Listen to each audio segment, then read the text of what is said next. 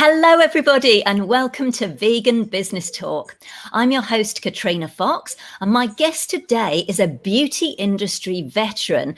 His name is Tev Finger, and since 2006, he's helped to create, launch, and grow beauty brands across the globe through his company, Luxury Brand Partners.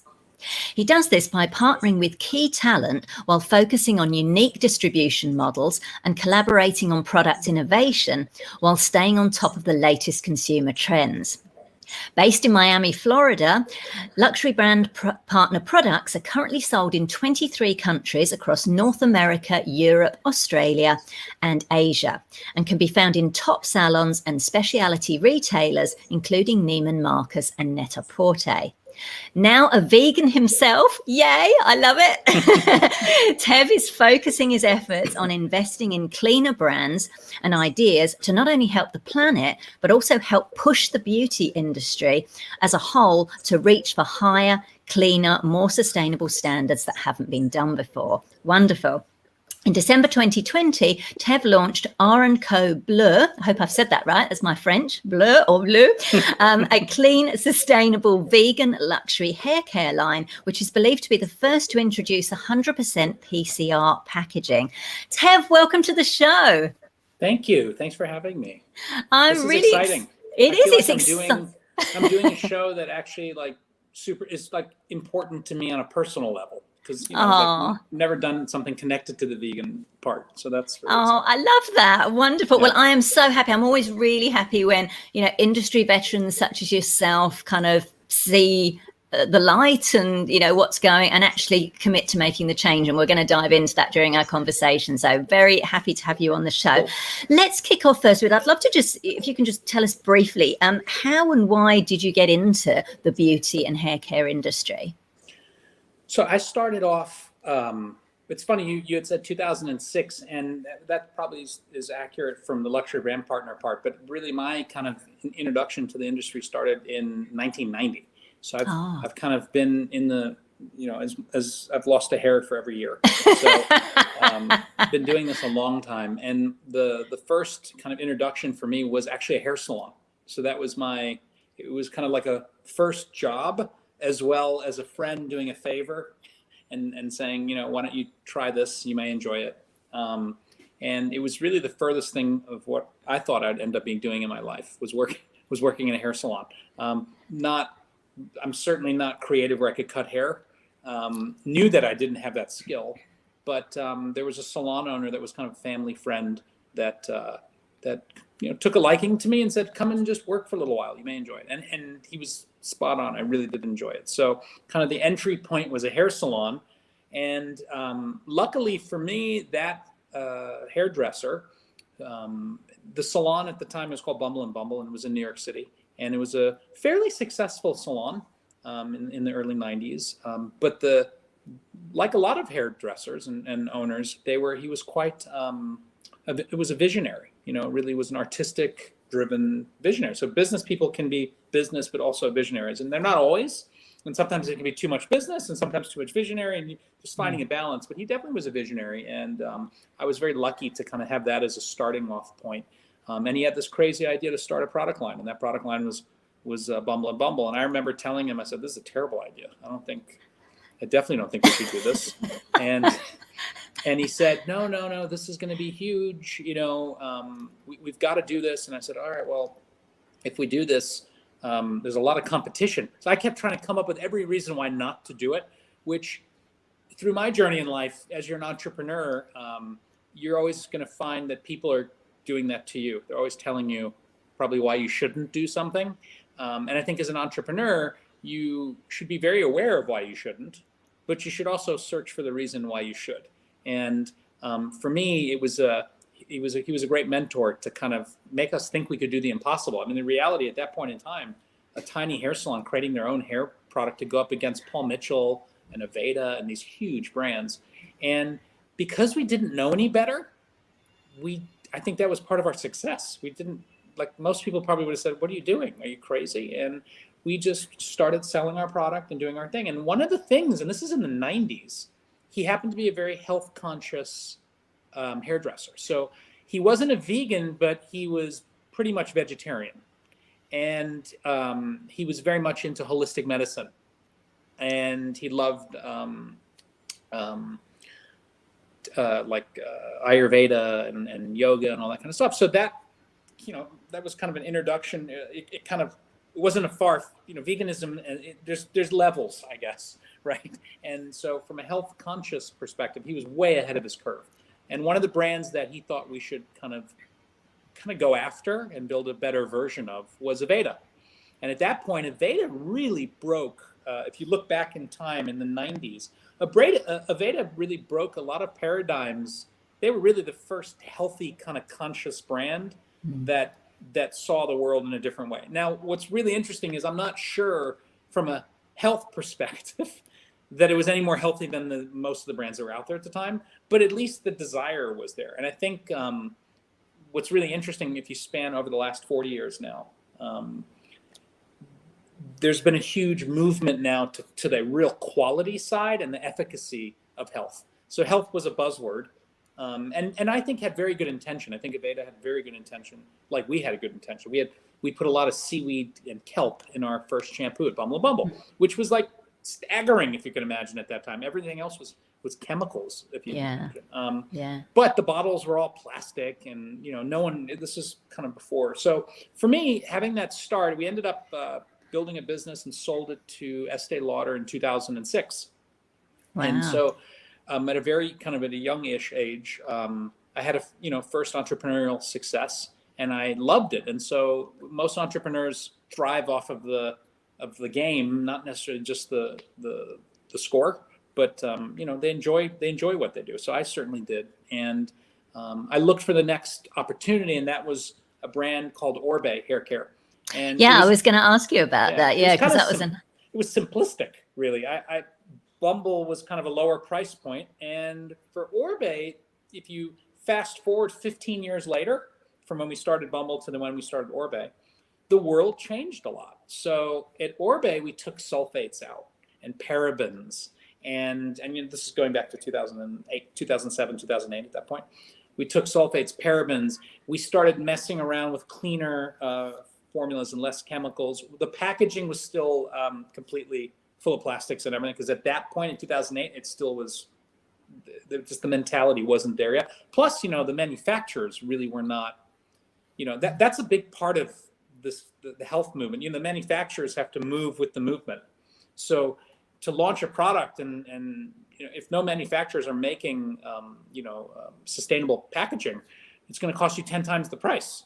So there's a little bit of kind of like the awareness of the world has to move to match what you want to do. So I think the intention of wanting to be a healthy brand creator, I've had that since the 90s.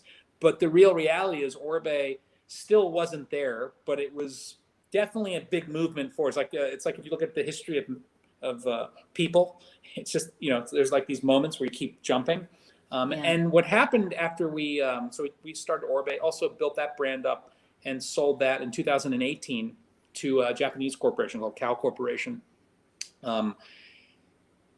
In 2014, as Orbe was doing really well, and I could see the trajectory, and you kind of know as an entrepreneur, when you have something that's working that it's going to exit, you start to understand you have to read the tea leaves, and you can say, this is going really well, the revenue's there. It's just a matter of time at this point. In 2014, I really said, well, look, there's a gap now for health, and the sustainability thing is getting louder and louder. And now I think we should really kind of focus a brand on that. And so that was R+Co. It started becoming a much healthier brand. So when we launched R+Co, it was vegan, which was highly unusual in 2014 to have a vegan hair care brand. That was on a big level. It's a lot easier if you're more of a mom and pop business, because you may even be making it yourself. So it's a little easier to facilitate that. But if you're trying to make a product that has big distribution and going to hair salons all over the country and has to be stable on the shelf, that was quite a big ask. And we started taking out all the yucky stuff out of the product. And the thing is, R+Co launched similar to that Bumble and Bumble price point. So I always say it was like a mid-series BMW from a price point. It wasn't a Rolls Royce, but it wasn't the cheapest car either. It was right in the middle. And R+Co did really well because it was like a very affordable, healthy brand. So in salons at that point in the US, you had, Orbe, which was like a Rolls Royce, but it wasn't healthy. And you had Bumble and Bumble, which was not necessarily healthy. And you had Aveda, which was kind of healthy. And you had a lot of everything else in between. So I really thought there was a gap now for a very healthy, sustainable brand that was at the affordable level. And so that really was a creation of R+Co. And something very interesting happened in R+Co only about 2 years ago, where we realized, wow, now there's a gap as well at the Rolls Royce level of a healthy, so a luxury version of a healthy brand that's sustainable and doesn't have all the bad stuff in it. And that was a very hard thing to do because the manufacturers had no interest. I mean, when we were trying to build R+Co BLEU, which it's either blue, everybody's pronounced it differently. It's kind of the fun is to always come up with a name that's difficult. That's kind of what I've always learned. Because if people are trying to focus on how to say it, they're focusing on you. So we started trying to find a manufacturer that could do sustainable packaging. And it was very interesting. 2 years ago, you were getting 5. Oh, I've just lost your audio. Oh, you're back now. Is it back? Yeah, I just lost you for a minute. Oh, there you go. Perfect. So 5 years ago, you could get, 2 years ago, you could get 5% PCR. That was and that was like them pushing it. Tell us what that is. What is PCR packaging? Post-consumer recycled. So it's basically saying you want we wanted our plastic to be made from plastic that's already been made. So we're just reusing it and not having to burn more resources and make new plastic. So that way we're just kind of taking what's already been made and reusing it over and over and over again. Because that's that's sometimes even better than making something that's like even bamboo, right? It grows and it dies and it's renewable, which is awesome, by the way. But if you could just use something that's already been made, I mean, there's probably no easier way there's probably nothing better for the planet than to do what you've already done. And so the challenge with that was we were kind of running into, we're only 5%, PCR. And that was a big issue for us because I honestly felt like that was a little bit of a greenwashing. And it was very sincere. Like we were like, well, look, if everyone's 0, 5's a start. So I think that was our intentions were very, very good, but I got to tell you, I was pushing our manufacturers from day one, and they were not loving it, and the pricing they were giving us, and that's where the problem started to come in. The pricing was like, well, yeah, we can do it. We'll do 50%, but it's going to be like 2 times the price that you're used to paying, or 3 times the price. Which means it's then going to be the product's going to be more expensive. Remember this, and I was okay because this was a luxury product, so I figured, okay, well, they're paying more for it, so that part I'm okay with. But it shouldn't be that way. It should not. And so I really tried to find some manufacturers, and I said, look, do this with us, and you'll be the first in the game, and you're going to pick up all the business. And that's exactly what happened. We found 1 or 2 manufacturers that were open-minded. They didn't charge 2 times the price, which I thought was amazing. They looked at it kind of like not like a study or more like a test. They were like, well, let's give it a go. I mean, one thing that I will say that was a little bit of maybe an unfair advantage is that we'd had a lot of successes that you could look up and read about. So they felt like it wasn't too risky to partner with us. And I think if you're an entrepreneur, maybe that would have been a little bit of a harder road to go over. I think it's always good to kind of be aware of what things are easy or not. Nice. Thank you for sharing that. So I think, but I will tell you that we found some great companies to partner with us, and they all came with like, okay, well, we can do the 50%. And at that point, there was one other hair company that existed, actually Australian company, strangely enough, who won't name names, but they were roughly 5%. And they were kind of the market, if you can imagine, that was the market leader of sustainability, was 5%. And so here we had the labs telling us 50. And I remember saying to our team, like, if you can do 50, you can do 100. Just think about it. It's like, just do everything you were doing at the 50, but then do it all the way. And yes, their machines have to have different tooling capabilities and the heat levels are different, but it can be done. And so I'm so glad because we came very close to doing it at 50%. And we kept pushing them, and they ended up saying, yeah, we'll do it. And now I really think we set a trend, because we were the first, one of the first beauty brands to really be fully, and I don't know if you've seen the brand yet, but it's a luxurious, gorgeous brand. It looks like $150 bottle of hair shampoo or something like that. Yet it's made from plastic that's been made many times over before. So we were super proud of the actual packaging itself, as much as we're proud of the inside, which is as healthy as we believe you can get, but still having performance. And that's, I think, where the historically where the challenge has been, right? In any type of vegan, I think is a big word, but whether it's just healthy, from you think of healthy brands, the quality of the performance has had a harder time catching up with some of these chemical companies. But there's a trade, right? Because I don't want chemicals on my body. I never have. And so I've always, just as a, preferred, I'd pay more anytime I could to get organic or clean, or, that's just a personal choice. Yeah. I think Whole Foods, the proliferation of Whole Foods in the US, and really started to show me, these were things I saw in the market that said, well, people are clearly happy to pay more as well. And so it gave me a lot of conviction to keep doing what we were doing in our brand. So when you think of the packaging in R+Co, it's not just the bottles now and the goo in the bottles, but it's also like the cartons. So the paper is made from 100% recycled paper that's already been used before as well. We've put seeds in some of the packaging, where the seeds grow. You throw your box away and the box turns into wildflowers. So nice. We've tried to really kind of break a lot of barriers within what we can do with the product, and we're just getting started. I mean, that's what's exciting about this brand. I think there's a lot more to still accomplish. Yeah, fantastic. There's some really sorry, go ahead. No, that's all right. So let me ask you, so in terms of with luxury brand partners, so do you, because you've got quite a lot in your portfolio, a lot of brands, like, do you own all of those, or are you, you do, so you're not just a strategic business advisor? So no, and so we're a very unusual business in that we're part entrepreneurs, because we love building brands. So we're brand builders, and we come up with ideas for brands, and we see gaps in the market. It's kind of what we love about the business. But the other half, or the other third of us, is we are like a private equity company as well.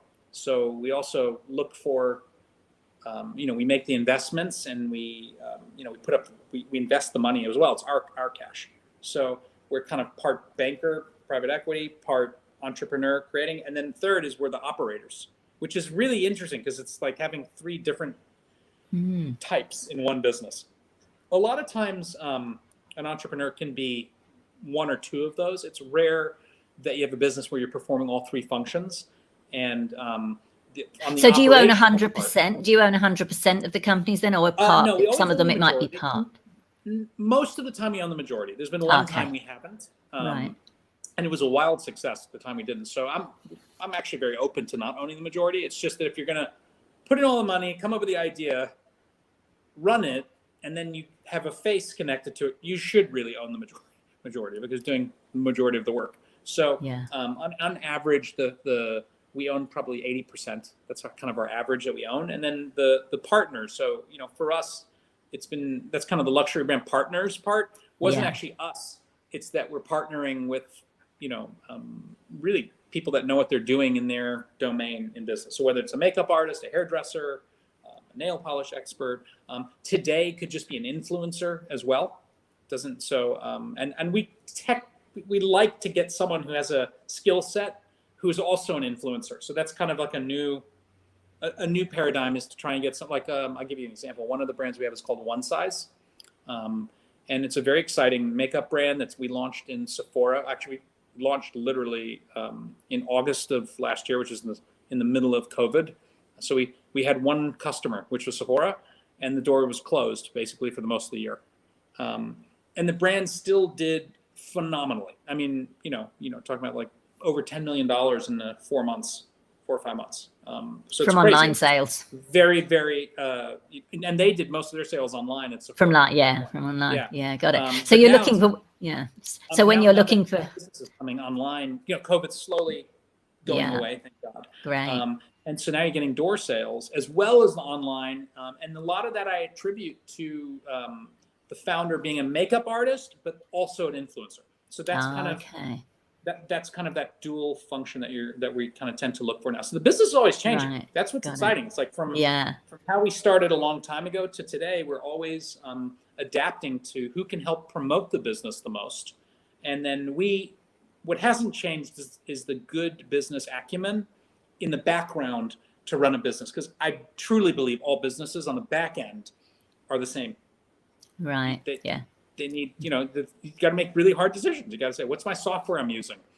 What warehouse is it? Third party? Am I going to do my own? How much do I want to lay out or do I just use Shopify, which is embedded?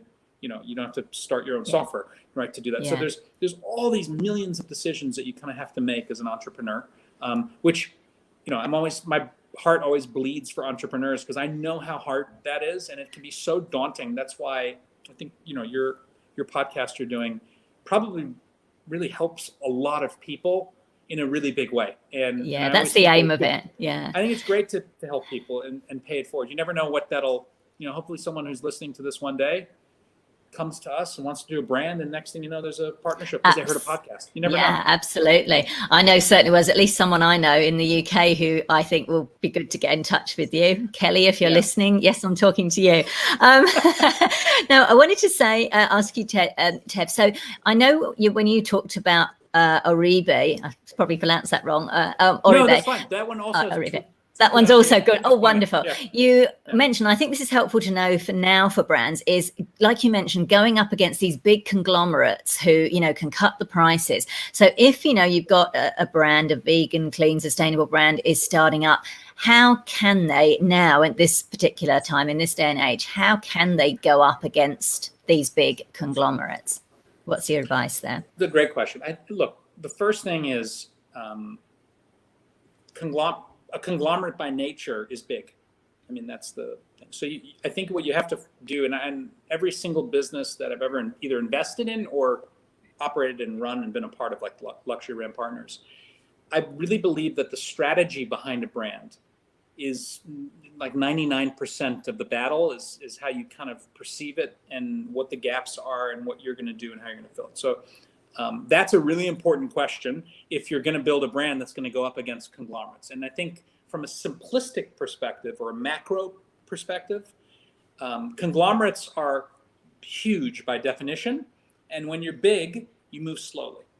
So big is powerful, but it's slow. There's yin and yang to everything. Slow is the Achilles heel of a conglomerate. Quick and maneuverability is the advantage to a startup. And you can pick them apart all day long. And that's the wonderful thing about being an entrepreneur, especially, for a conglomerate to say, I want to go to 100% PCR, do you know what a big deal that is? I mean, if they've got to change such a plethora of stuff, has to change inventory, stuff all over the world. They've got to change labels in every country. So when you think of yourself, you could probably make that decision pretty quickly if you're a startup small brand. You can say, okay, let's go to 100% PCR as an example. So there's every decision can follow that. So there's things you can do that I think give you a huge advantage to conglomerates. The second thing is customization is a lot easier when you're small. From a business perspective than it is when you're big, because it's hard to customize to so many people. But when you're smaller, you can have a more customized message that can be tweaked more often. Remember, conglomerates, they'll often, true conglomerates like Estee Lauder or L'Oreal, these big companies. Like Estee Lauder, I think has like 100 brands below it, and one of those is MAC, and that's $1 billion company. So when you think about that, that is a massive company. That's almost like a conglomerate on its own when you think of the size of a MAC. So most people, if you're going to do a makeup brand, you're thinking, well, how do I go up against MAC? But you're actually also going up against Estee Lauder. That's really kind of daunting and scary. But I don't think it's so scary because you can say to yourself, well, what are the intrinsic weaknesses of being that big? And how can you pick them apart? And so that's where I would start to focus and answer those questions. Is what we do with every single brand that we do. We're never ever the big one. Right. I suppose as well, it's the customer perception as well. Like customers get locked into buying the products that they recognize from the TV ads and the big names, and it's kind of getting them to try something new. I guess that's the one thing. But the other thing I wanted to talk to you about is because a lot of, I think some of your brands anyway, are salon only brands. Can you talk to us about the advantage of, or the pros and cons of salon only products, or salon, as I believe you say in America? There's another word. We've got lots of words with different emphasis. I think that everyone's got two ways of saying it. So here's the thing. There really isn't such thing as a salon-only brand anymore. It used to be like that. But if you think of like R+Co right now, we sell to salons, we sell at department stores, we sell in Blue Mercury, which is like similar to in Australia would be like Mecca, right? Mecca, whatever, I can't remember the rest of it. Mecca is the, that store that you guys have. Do you know the one in Australia? It's in Sydney.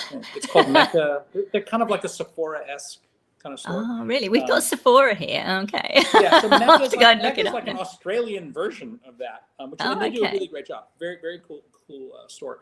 But we sell to all kinds of places like that, and then also on DTC, as well as places like Fred Siegel and cool little clothing shops even. So I think what's changed in the world is everything is omni-channel now. So I just think that's the way the world is now, and consumers expect it, even on Amazon. So our salon-only brands still sell on Amazon as well.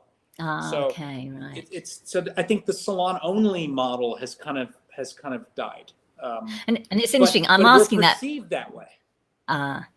Right. Yes, exactly. But the reason I'm asking is because when my partner, we moved to Sydney, Australia from the UK in 2001, and to get our visas, we actually started a vegan hair and beauty salon, because although my partner's a clinical hypnotherapist and naturopath, back in the day when she was much, much younger, she used to work as a hairdresser and she was really good. So we started this, it was vegan, we called it the Natural Hair and Beauty Shop. And I remember back then, as you say, like, because I don't do any of the creative stuff, but I would source all the products to make sure they were vegan, and that was like our number one criteria. And then obviously as natural as possible wherever we could. Wasn't always possible with perm solutions, for example. Right. But all of this, but like it was quite tricky. But because that certainly in those days they were like salon only products, so there were more vegan products available direct to consumer, but the salon only ones, it was quite difficult. I remember us sourcing, it wasn't necessarily environmentally friendly. There was one particular product that was Parisian, like French, and then we managed to get an Australian we finally found an Australian distributor that would bring them in. So yeah, it's just interesting how that's changed. It definitely has changed now. And there was a moment when we were selling Bumble, by the way. At that point, it was like a religion. So if you were salon only, and if you didn't do salon only, they threw you out of the salon. So that whole kind of paradigm has shifted now, where it's a much more open market. But I will tell you, the perception of R+Co is that it's a salon brand, and that's actually a very accurate perception, because most of the money we spend is focused on the salon stylist at a high performance level, and the consumer is a secondary thought for us. Not that it's a non-thought, but it's a secondary. And you have to pick in a business, right? You got to pick who your first circle is, right? And for us, we think of the stylist, and from the stylist, they have their clients that come in, and then they say, we love this brand, this is what we do. So in order to have that, we have a really robust education program that we spend tons of money on to focus on those stylists. So I can tell you right now, I think of it as a salon only, but it's definitely not from a sales perspective. Sales perspective is probably 60% from the salon channel and 40% everything else. That's kind of the breakdown. So it's interesting you say that you funnel a lot of the money into the education, because I know as well from a salon perspective, like salon owners can be, and I know like from being one for a little while, can be quite fickle. You can kind of go with something, and then a sales rep will come and go, we've got these new products, and my first question is it vegan? If it is, yes, okay, come and tell me about it. And then it's like, okay, fine, we'll try it and ditch the other one. So I guess that's can be a challenge, is to continue to educate. But again, it's kind of the opportunity as well, right? So every challenge kind of creates an innate opportunity, and the opportunity inside that is, well, then do really good education, and that becomes your product more than your product. So the way that we win salons over is we we give education at a level that others can't compete because we're hiring the best names out there and we're giving them unlimited amounts of education. By doing that, it's like they can't just take the next shiny box that comes along. Now, in R+Co's case, we made the shiny box so good that it's going to take a couple years for someone else to produce and make a line that has all of the 100% PCR, the chemical side as clean as we have it, and then get the distribution right. And then also have the know-how so we've created quite a strong moat around the brand, and it's growing. You can always tell. I mean, the R+Co, Orbe, the brand, sold for almost $500 million. That was a really big exit in just one hair care brand. R+Co is on track to be a much, much bigger brand. And so you can see that in how it's resonating. And I think it's because all the things are firing really well. So I think for entrepreneurs out there that are thinking about creating, whether it's a hair care brand or whatever you're looking for, what I would tell you is really study the market and look for those holes to fill, and then look at the best way to fill those holes that you can afford to do, and then really focus your money. And you can't do everything. The conglomerates have the money they can outspend you on digital advertising. They can outspend you on print advertising if you're still doing that. They can outspend you on TV and the radio or anything else. And then they can also out-hire people from you, and they can hire a lot more people than you have. They can have bigger offices. They can put on bigger productions. So you just have to figure out, well, what is it that you can do a lot better? And you'll find quality. I always think quality and messaging can be more powerful than just noise and loudness and bigness. And I actually think in this world that we're moving into now, I think that it's the landscape is actually starting to shift to the smaller business, because smaller is being perceived as cooler and more unique. And that's great for entrepreneurs. That's great. I still think of us as small business, believe it or not, because we start lots of startup brands. One a year is what we average. Oh, wow. So we're in the game, starting anew from the beginning, and we don't just throw money at the brands. We really look at each one as a unique thing. So I see a shift in the mentality. I think there's almost a little bit of a pushback on big branded brands. Yeah. And so that's a nice little opportunity that exists now for certainly for the people I'm sure that are listening to this. No, that's a good point. Yeah, because I know that some big brands are starting to bring out vegan versions of their products. Yeah. And I hope that if you have enough elbow grease, you can try show your customers why yours is better, and why yours just isn't the V symbol. There's more to it than just that. Right. Yeah. And also make sure that do your homework. I'm not sure. I see a lot of symbols on packaging that I don't think are accurate. I was going to ask you about that. What is your thoughts on certificate? Because you're right. A lot of companies can just say their products are vegan or they're clean or they're sustainable and green. What are your thoughts on the importance or not of actual certifications? Well, I think we're going through. It's actually really interesting. I think right now, literally, we're going through a certification renaissance right now, where, there's literally new certifications. I remember, 5 years ago, it was like Leaping Bunny and, the USDA organic, right? There was like a couple. Yes. Yeah. I can't keep up, actually. There's so many right now. And now there's ESG, EWG, all the big ones that you pay a lot of money for. And, so I think that you also have to be able to afford, you pay for these certifications as well. There's a cost.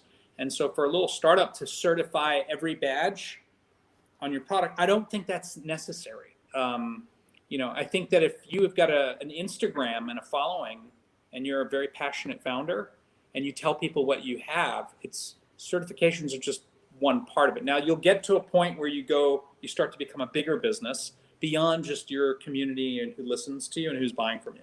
And so when you start going into, say, a Whole Foods or a bigger distribution, those certifications start to become a little bit more necessary because people just shop a little bit more in a funnel and they need to see those. All of our brands are not equal in that we have different certifications that meet the different criteria for different brands. We have a brand in our portfolio right now that it's a high performance brand, and we can't make it where some of those certifications apply. but it's a hairdresser brand on the performance level, that it's a bond builder that fixes hair. There's just no way we can get that. So that's a different brand for a different group of people. And I think the trick is to just be really honest to the people that you're building the brand for and who you're building for, and give them the truth and make it as good as possible, obviously. Yeah. So that's, I think, not trying to be everything to everybody. So, but I will tell you, there isn't a brand we're thinking about that everything now for us is health perspective, as green as it can get, and sustainable as it can get. That's kind of our mentality. And a lot of it is going back to some of the brands we already have and actually fixing some of the. I was going to ask you that now that you've become vegan yourself and become more conscious of all of this, will you be going back to the current brands that you've got and saying, hey, make some tweaks here? It even gets more complicated. So R+Co BLEU was 100% PCR, but R+Co wasn't when it launched. It was regular plastic Boston round bottles. So we're now in the process of turning that. I think our target right now is 50% within a year, and then to get to 100% within 2 years. So because remember what I was saying, think about, and we're not a huge conglomerate by any means. We're small companies, the way I think of us. Can you imagine how hard that is for big companies to go back and turn all that inventory? Yeah. So that's the advantage of if you're a vegan-minded entrepreneur and you're going to start a business today, you get to start with a clean slate, and it's not messy. And so you can make exactly what you want. And consumers are looking for really cool brands like this. Yeah, definitely. In terms of marketing, I know you mentioned that 60% of your businesses are actually salon owners and the rest are consumers. Where are you marketing? What kind of forms of marketing are you finding to be most successful? Well, as a whole, the whole company is 60% revenues derived from salons, and then 40% the rest. All the other brands are different. I mean, the One Size, which only is a fairly new brand for us, 0% is salons, right? It's all consumers through Sephora or DTC. Okay, right. So they're all kind of different. Yeah. So in terms of your marketing, other than them obviously being in the retail stores where people can see them, you mentioned Instagram a couple of times. Is that at the moment, would you say that's the key place for hair and beauty brands to raise awareness and possibly sales? It's funny you say that. I think that's the obvious place that everybody's looking right now. I'm actually a really big fan of going where everybody isn't looking. And I still think radio, TV, print magazines, in conjunction with the digital world, are really important. Believe it or not, we've had a lot of success when we send out an R+Co. It's like a very coarse paper because we want to, want to show the health and the sustainability. So it's like a super coarse paper that we print we used to do like a quarterly thing that we would send out to all of the salons, and it would sit on the tabletop. That drove more business than any Instagram you could ever do, because some people still like to touch and flip the pages of, I wouldn't put everyone in the world, just because you use digital doesn't mean you can't have a magazine or a book in your house. And so I think there's for the young entrepreneurs out there, you're getting great deals now on the other world because everybody shifted to the digital world. So there's great deals. Radio is still a very powerful medium to drive awareness.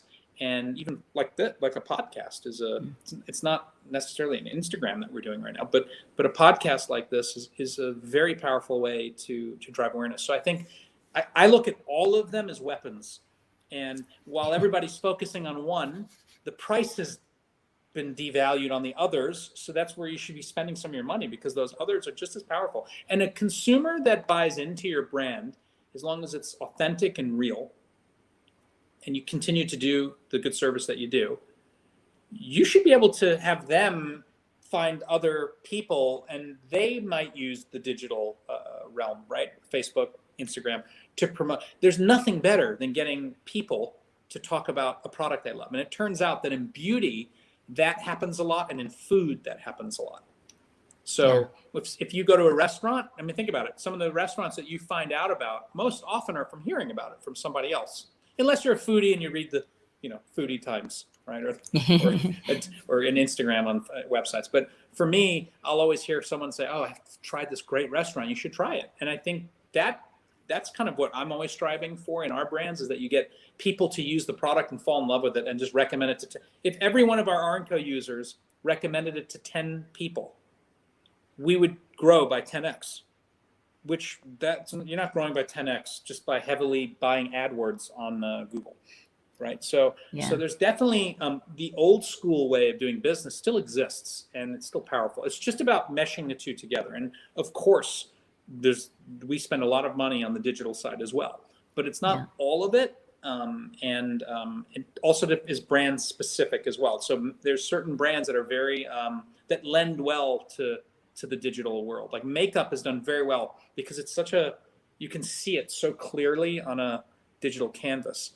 Hair is a little more difficult to see because you're not, it's like I'm looking at your hair now. I can't see the fine hair like in the one probably spot. Good. Dark, right? I can't see in that dark spot. Is it soft? Is it more frizz? Is it not frizz? It's a bit frizzy today because I did a hot yoga class yesterday. So it's. But your makeup, I can see you're wearing red lipstick. Oh yeah, definitely. So there are things in the digital world that lean in towards the brands, and food is a lot harder online. Like if you think about it, it's like you can't taste it, you can't smell it, and you're just looking at it. So food is, and I think we're talking about vegan. It always makes me kind of laugh too because no one ever ate shampoo. But the concept of being vegan for us was really to tell the world that it's not just about the eating it; it's about the thoughtful and mindfulness about everything else you touch, animals, the world, right? So, exactly. So we get that a lot, believe it or not. People are always, so we actually say gluten-free on our stuff as well because it happens to be everything's gluten-free, vegan. So people are always like, well, what are we? We're not going to eat your shampoo. And we're really kind of saying there's a more sensitivity value that we're dialing into. Now, remember I was saying if you can dial into that right, that fanatical consumer that feels like you, that says, I do want gluten-free, I want vegan, I want a brand. Once you have that connection, then you have a lifetime customer who's very valuable because the one thing on the digital side is the acquisition cost, the CAC, right? I call it the cost of acquisition, right? That's all people focus on. And it's quite high. In fact, many companies will spend $2 or $1 to get $1 of revenue, right? You could just do a free Instagram where you speak to people about your product, but you dial into what's important to them. And now they're telling people for free. That's a very good, it's free marketing that then turns into sales. So I think that, I think people sometimes obsess over the digital side, and don't get me wrong, we have influencers that the makeup one that we just did, he's got like, I don't know, 15 million followers, which when we signed him up, I thought was a ton, and then it turns out there's lots of people that have 40 million or 50 million. And what you learn is that the sales doesn't necessarily always represent it's not a direct correlation to the thing, and that's probably the biggest learning in the last 5 years for me was really to see that and understand that. And so picking your influencer is critical. I have seen a mom and pop influencer with, it was 10,000 followers outsell a 10 million follower. I've heard of that. A lot of people are saying that. It's the smaller, more engaged ones that are. That to me was like, why is this happening? I need to know what's going on here because this is the answer to the Holy Grail. If you can figure this out. And it truly ends up being that there's a connectivity that they have with their followers. And if you can understand what those followers are really looking for and then speak it, you don't have to buy the AdWords to get in front of them all the time. You can just be the kitschy, cool brand that is authentic. And I think that's another way of doing it. Or you do a hybrid mix of everything, which is what we tend to do, by the way. It ends up just being a mix of all, trying to kind of find what's working for every brand. Yeah.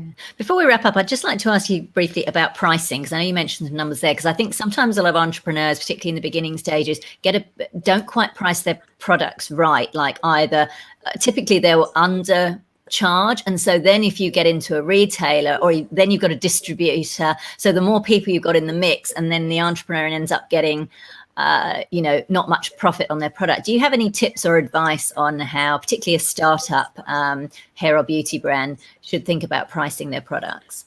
Yeah, pricing, that's actually a really, it's probably one of the trickiest things to get right, because you've got competitors that you have to most people are using something. So you have to get out of their hands whatever they were using and your stuff into their hands. And I always think that like a good portion of customers shop by price, that they're just price conscious. Another portion smaller portion shop by scent, touch, the visual appeal of the product. And then you have another portion that shop on the goo, what I call the goo, which is like the ingredients. Is it healthy? Is it not? And then another portion is performance based. Don't care what the cost is. Don't care what it could have nuclear. How toxic it is. But I need my hair to look a certain way, or my makeup to look a certain way. Even if it's killing me. Yeah, it probably is. But so you've got this range of what's important to people. What you've got to figure out is if you're going to start a vegan brand, I can already tell you what's going to be more important to people. The goo is incredibly important. So you then have to look, okay, so then who is charging what and who am I going up against? So if you can knock out your competitor for the same price but offer a better option, great. But I can tell you there's certain things that drive price up. Goo, the ingredients, happens to be one of those things. If you want a truly clean product, we live in a world where the cleaner product is more expensive to make, which kind of sucks because it really shouldn't. That's more natural and easy to get to. It's just that everyone else is producing the other stuff, so the capabilities are on the other side. I think that's turning, by the way, which is exciting, but it's a lot better than it was. So I think pricing is a super delicate game. The one thing that I would always say is pricing too low and then going up is like putting the speed brakes on your sale and can really piss people off. I would actually price higher and come down. I personally think that's you're on the right side of, certainly on the right side of your customers. You're never going to get a customer say, "What did you do, Tev? You lowered your prices on me?" I've never had that complaint. But I can tell you one thing, going low and ratcheting up, you can piss a lot of people off, and you don't want to do that. So I think if you had to pick your poison, I'd go high and then drift down. I also think that innately within the pricing sends a message, fortunately or unfortunately, there's a message that's sent with pricing, and we're all susceptible to it. I don't know if you've ever had anything offered to you where there's like the small, the medium, and the large, and the large has a bunch of things that are extra in it. Sometimes online, if you want to buy like identity theft protection, and they're like, well, this one has this, and this, things that you don't even know what they mean, and you're like, well, it's an extra $5. I'll just upgrade to that.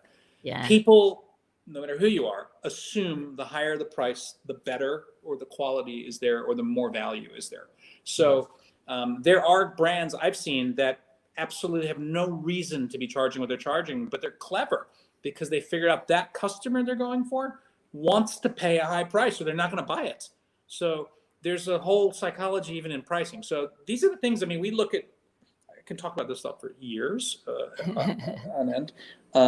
It's exciting because when you can start to break down all of this stuff and put it into a little box, you then get what I call like your final algorithm of what you think is right for your consumer. And then if you get that remotely right, you should find some success. Never going to get it perfect. And the best part of business, you can tweak it along the way. You can tweak your pricing a little bit. You can make your ingredients better.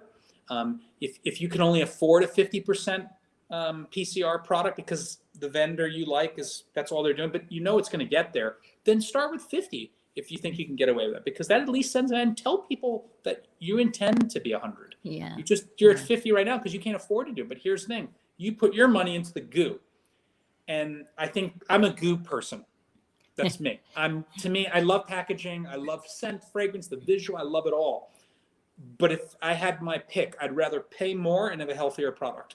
That's me, but I'm just one person, Yeah. I love that. I think that's really good advice, and, as I say, particularly when the retailers start to get in, I know certainly on food, it can be quite tricky because the retailers for food want you to pay for the advertising. So whenever you go in, a friend of mine who owns a plant-based meat company said, whenever you see our products on sale, on discount at the big retailers, it's actually the brand that's having, it's not good for the brand. So I feel a bit guilty now whenever I go in and I see their products like, right. $3 off. I'm like, oh, and then I'm like, oh, shall I? So I don't know if that's the same with the beauty. I'm assuming it's the same, when you've got the retailers and the distributors, you've got to make sure that your retail price is high enough, for you to pay everybody their cut before you even get your. Yeah, it's funny. I think piece. the same problem exists in all business, right? If you sell your product to that middle person, right? Well, like food might be the grocery store or wherever, they always have the ability to discount, and there's really nothing you can do about it. And it kind of sucks because, like I said, discounting sends a message too. So I hate discounting. We never discount ever ourselves, and we try as hard as we can to not have our vendors discount.